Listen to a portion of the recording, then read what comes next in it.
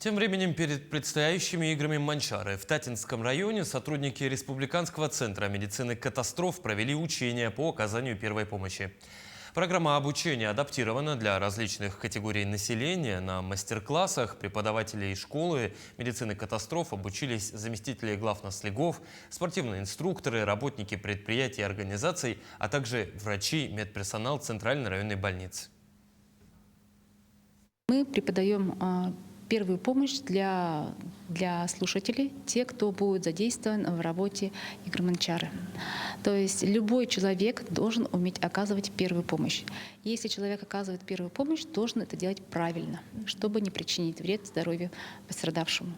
Поэтому мы учим алгоритмам оказания первой помощи, как правильно оказывать первую помощь и что нужно делать и чем пользоваться. Оказывает первую помощь, имея только аптечку медицинскую автомобильную и аптечку работника, сотрудника.